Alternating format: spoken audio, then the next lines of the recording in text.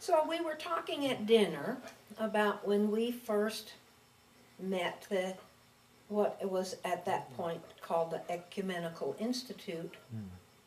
We were very active in our local church in Wilmette, a suburb of Chicago.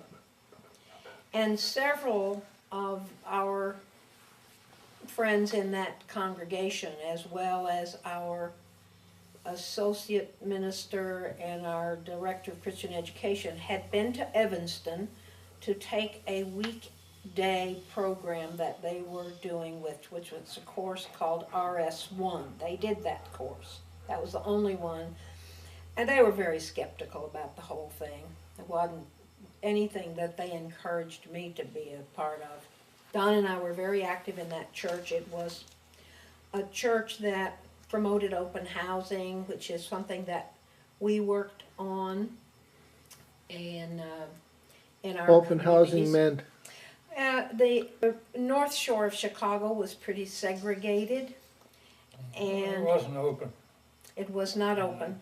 And there was a lot of redlining done, which was a category that had to do with closed housing.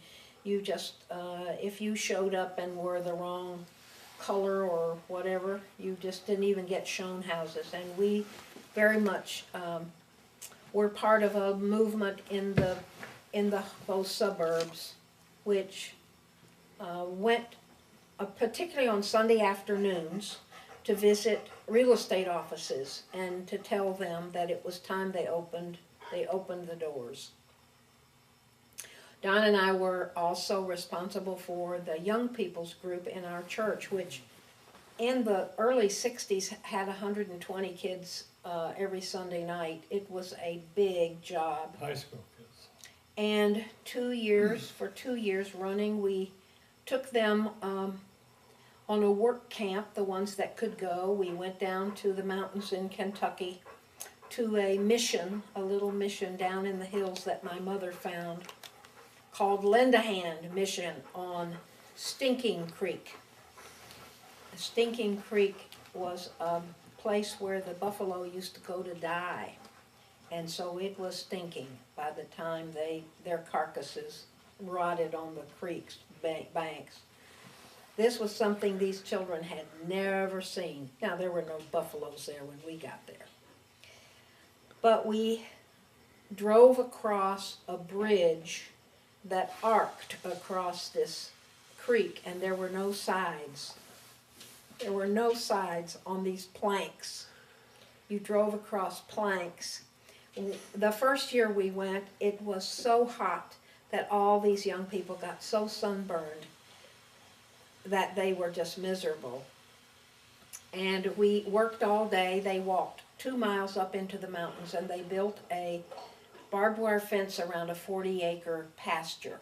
And then they walked back down the hill 2 miles. And they were exhausted, but we had study every night. We studied.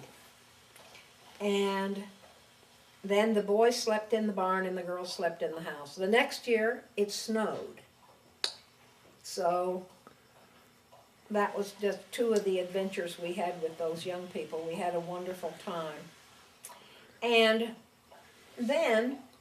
Oh, we had one other. Yeah. The wagon I was driving with 7 Yeah. teenagers in it.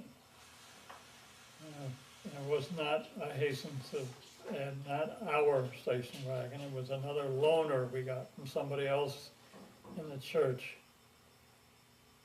We blew a tire, and I had never had that happen to me before, and the wagon was loaded, and we were going along at a pretty good clip, so we started to veer, swerve, tip one way and tip another, and fortunately I was able to get the car under control and get it off the road.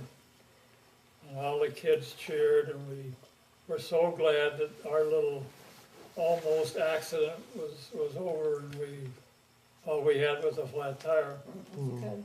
And we were very grateful for that. That was good. Those kids were scared.